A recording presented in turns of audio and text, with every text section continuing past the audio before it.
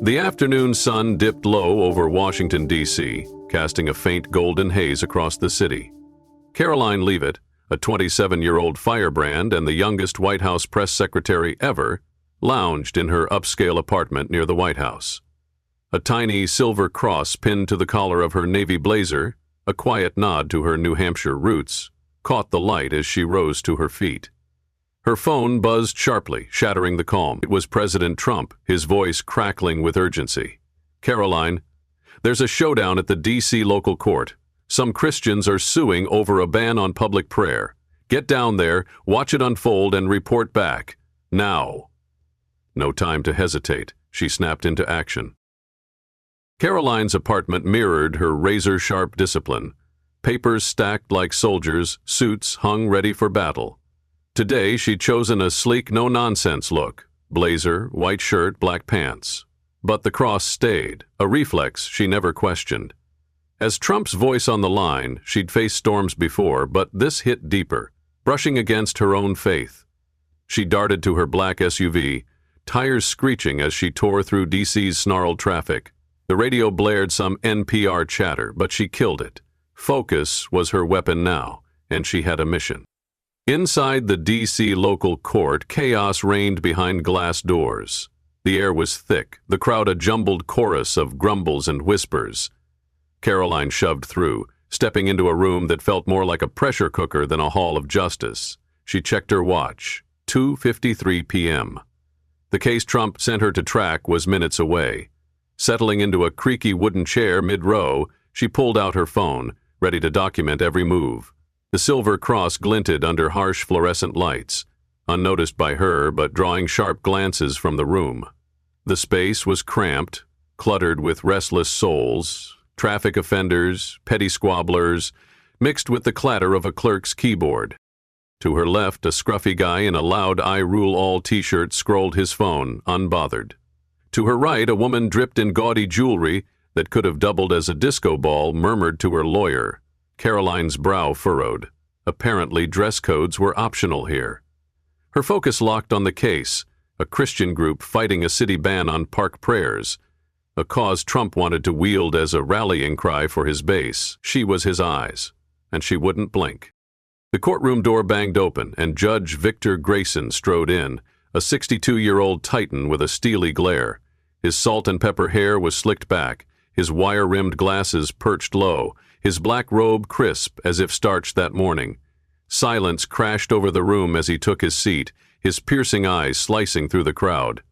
"All rise," barked Samuel Tate, a towering bailiff with a granite face. Karoline stood, phone in hand, sizing up Grayson. His gavel slammed down, a thunderclap signaling order. "This is a court of law, not a circus for your quirks," he growled, his voice a blade honed by years of command. Cases flew by. $50 for a parking violation, a slap on the wrist for late rent. Grayson ran the room like a machine, cold and relentless. Karoline scribbled notes, clocking the guy in the loud t-shirt arguing a neighbor's spat. Grayson didn't bat an eye at his shirt. The jewelry-laden woman got her turn. No comment on her bling. Something stank, and Karoline felt it. Then Grayson's gaze locked on her. He froze mid-sentence, papers stalling in his hand, eyes narrowing behind those glasses.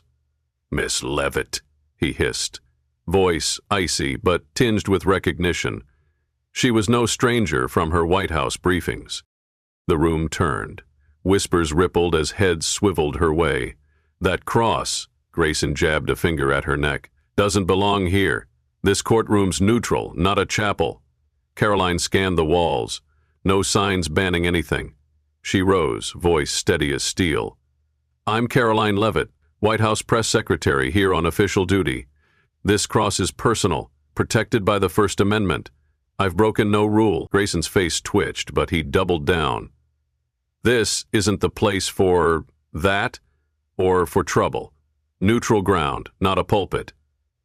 His gavel cracked again, as if to bury her words. Samuel Tate shifted near the bench, watching. Ellen Pierce, a tight-lipped clerk with gray streaks in her bun, paused her typing, peering at Karoline. The t-shirt guy and jewelry woman swapped shocked glances. Grayson hadn't clocked them. Karoline gripped her phone tighter, sensing the real target wasn't her but the cross, a symbol he loathed. "Sir, I'm within my rights," she said, calm but unyielding. Grayson snapped. "Don't preach law to me. Step up to the bench. Now." The room held its breath as Karoline approached, heels clicking on worn wood. All eyes tracked her, the cross a faint gleam against the storm brewing. Grayson loomed above, his face reddening. "What's your game, Miss Leavitt, bringing that here?" he snarled, voice low but venomous. "I'm on duty, sir, and I've got the right to wear it," she shot back, thumb slyly hitting record on her phone. His gavel slammed again, echoing like a gunshot. "I've seen your type. Thinking faith lets you strut anywhere. This is my domain, and I say it's banned. That's contempt of court." Karoline's eyes narrowed. The t-shirt guy sat untouched, the jewelry woman ignored. Yet her cross was the crime. "Sir, I'm not disrupting a thing. I'm here for work. If there's a ban, show me the rule." Grayson smirked, a chilling twist of lips. "A rule? I'm the rule. You waltzed in, disrespecting my court, and now you demand proof?" His gavel hit so hard Ellen Pierce flinched, the crowd buzzing. An old man in the back muttered, "That necklace is louder. Why's he blind to it?" Samuel Tate tilted his head. He'd seen this bias before in Grayson's 15 years. Karoline exhaled, playing the long game. "If I've broken a rule, I deserve a clear reason," she said, adjusting her phone to keep recording. Grayson sneered. "Here's your reason. $500 for contempt. Pay up today." The crowd gasped. Ellen's fingers hovered, uneasy. $500 for a cross? A woman whispered. The t-shirt guy chuckled, then shrank under Grayson's glare. "Maybe this'll teach you respect," Grayson lectured, leaning back smugly. Karoline didn't flinch. "I get your rulings, sir, but why not find them?" She nodded at the t-shirt and jewelry. Grayson's knuckles whitened on the gavel. "Don't dodge the point. You're the only one flaunting religion here." She nodded faintly, pieces clicking. Grayson wasn't just strict, he was gunning for faith, especially hers. Ellen typed shakily. 12 years with Grayson, and this fine was brutal. For nothing. Samuel crossed his arms, a flicker of respect in his glance. The crowd's whispers swelled, phone sneaking out despite rules. "Are you done, sir?" Karoline asked, voice soft but edged. Grayson faltered. "Not yet. Pay and sit." She stepped closer, hand on the bench. "I'll pay, but this isn't over," she said, low and fierce. His smirk wobbled. She wasn't breaking. Karoline stood tall at the bench, eyes boring into Grayson. The $500 fine hung like a guillotine, but she wasn't fazed. The crowd hushed. Ellen froze. Samuel braced. "Hear me, Miss Leavitt. Pay and sit," Grayson barked, gavel poised. Karoline inhaled, then leaned in, voice cutting through. "Before I do, let's set the record straight." Grayson blinked, thrown. "You've got no say here," he snapped, but his tone cracked. She smiled, not mocking, but lethal, pulling a gleaming gold card from her bag and holding it high. "I'm Karoline Leavitt, White House press secretary under President Trump. But, here's the kicker, Judge Grayson, I don't just talk pretty. I know law inside out, deeper than you'd guess." The room erupted. Jewelry woman whispered. Grayson's gavel hung midair. "That doesn't erase my rules," he mumbled, fading. Karoline surged forward, voice ringing. "Your rules or your grudge? I'm here on Trump's orders, tracking a case. Christians fighting for public prayer. This cross? My right under the First Amendment. You find me, but do you know the law?" Grayson bristled. "I don't need your lessons. This is my court." She cut him off, voice like a whip. "Wrong. Law's not yours alone. Ever hear of Church of Lukemi Babalu, IV City of Hialeah, 1993? Supreme Court says banning religious symbols without cause breaks the Constitution. Where's your cause? Or just your dislike?" Silence swallowed the room. Phones flashed despite rules. Grayson stammered, wordless. Ellen held her breath. Samuel nodded faintly. This was a knockout. Karoline pressed, relentless. "You slap me with $500, but look around. That guy's shirt screams louder than my cross. Her jewelry's a spotlight. You ignored them. Only my faith set you off. That's not law. That's prejudice. Grayson shook, face paling. You're slandering me, he croaked. She raised her phone. I've recorded it all since you called me up. White House knows too. This isn't ending here. Whispers exploded. Someone yelled, "She's right!" A clap rang out, hushed fast by Samuel. Grayson flailed. I'll drop the fine. No need to blow this up. His gavel tapped weakly. Karoline shook her head, eyes blazing. Dropping it now just proves you're wrong. This isn't about me. It's your court. I demand a 6-month review of fines tied to faith symbols and First Amendment training for all staff, including you. The room detonated. Claps, shouts. That's it! Ellen typed like a woman possessed, eyes shining. Samuel grinned subtly. He'd pegged her as a force. Grayson slumped, hands shaking, seeing her anew. Not a troublemaker, but a juggernaut. You think I'm just Trump's mouthpiece, Karoline said, voice low and electric. But I've battled lawsuits with him. Elections, policies. I learned law to fight for him, now for me and everyone. Big mistake, Judge Grayson. She slapped her card on the bench, stepping back, unyielding. Grayson gaped, speechless. His reign was cracking. Applause scattered. Ellen's keys raced. Samuel stepped closer, respect plain. The cross shone, not just faith, but triumph. Karoline strode out, sun glinting off her cross. It was 3:30 p.m., but inside a bomb had gone off. She paused at the doors, sending the recording to Trump's team with a note. Grayson fined me for the cross, handled it. Next moves? This wasn't personal anymore. It was a war chest for Trump's cause. The crowd buzzed.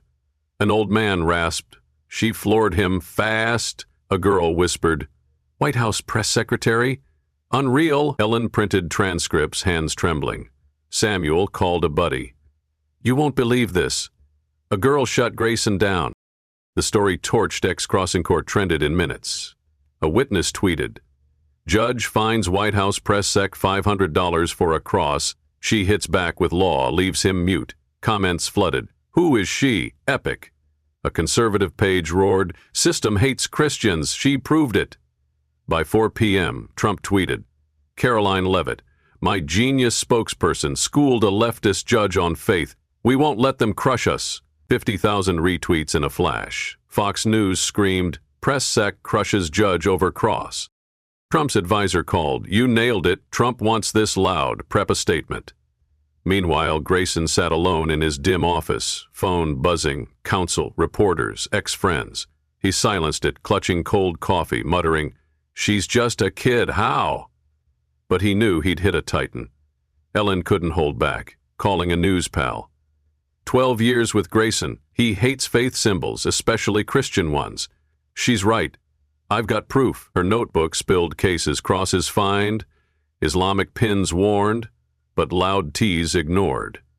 Risky, but she was done hiding. Samuel rallied colleagues in the break room. Grayson's hit 20 faith fines this year.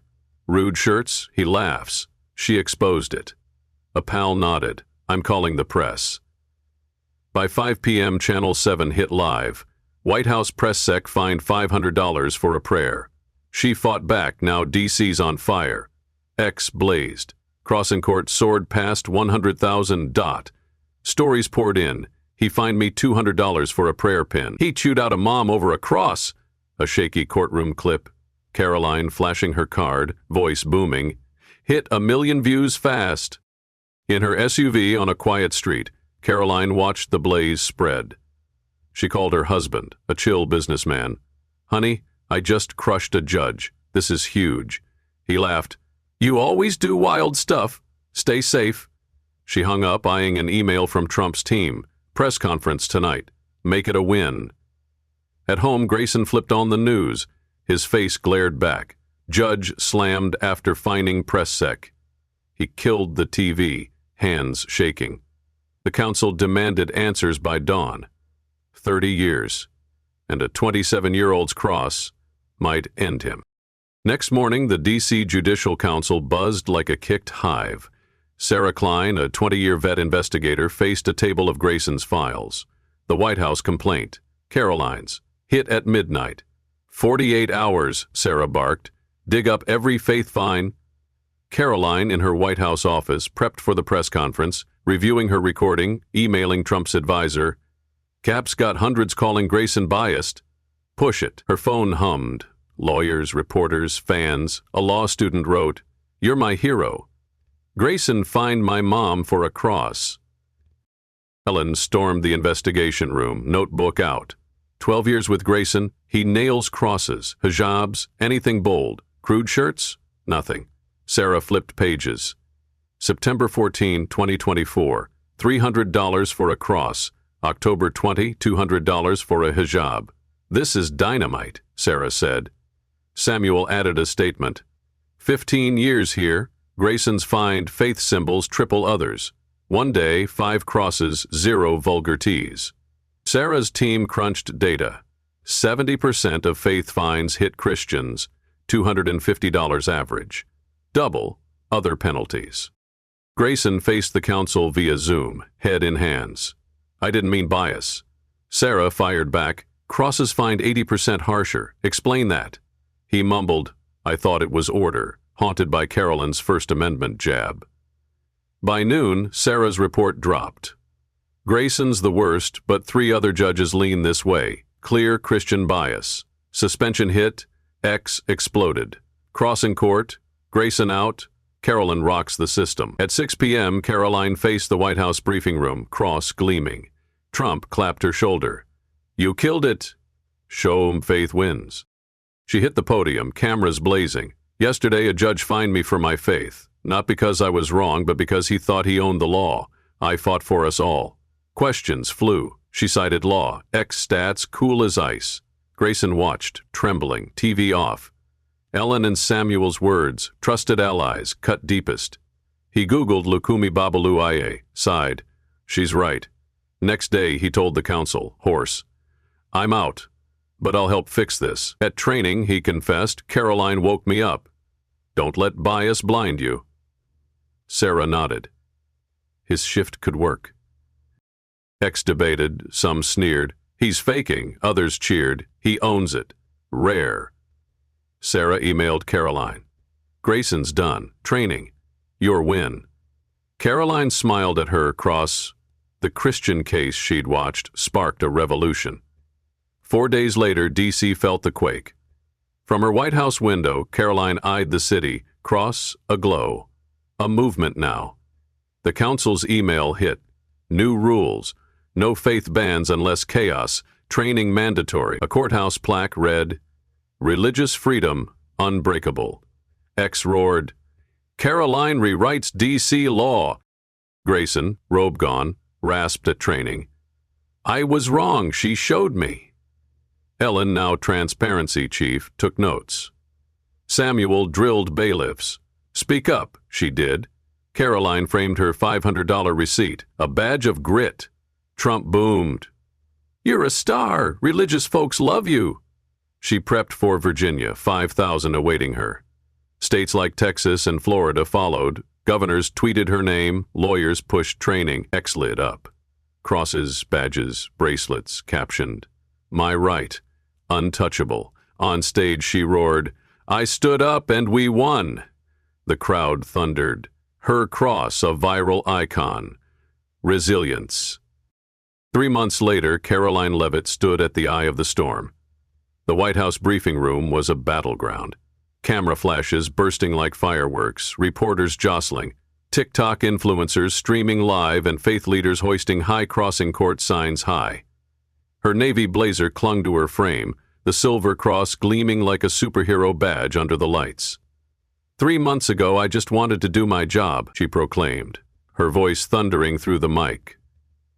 "But when a judge tried to crush my faith, I didn't just fight back. I smashed the door wide open. This isn't my victory alone. It's ours." The room exploded, cheers ricocheting off the walls. Outside, the D.C. local court flaunted a gleaming new plaque, "Justice bows to faith." That night, A letter from a law student landed in her hands. "Miss Leavitt, you gave me courage. I'm opening a free clinic for faith discrimination cases. You're my Captain America." Meanwhile, Victor Grayson, former judge turned unexpected ally, faced a training class. His voice raspy. "I was wrong. Karoline taught me justice. Isn't blind unless you are." Ellen Pierce and Samuel Tate held the fort, transforming the courthouse into a bastion of fairness. Trump strode in at 9 p.m., clapping her shoulder. "Karoline, you're my golden player. The opposition's sweating buckets and we're scoring non-stop."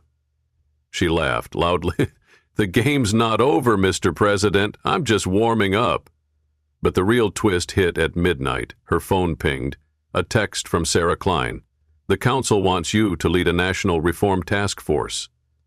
"You're not just a spark.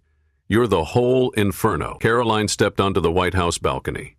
D.C., twinkling below like a battlefield she'd just conquered. She twirled the cross in her fingers. Then X ignited.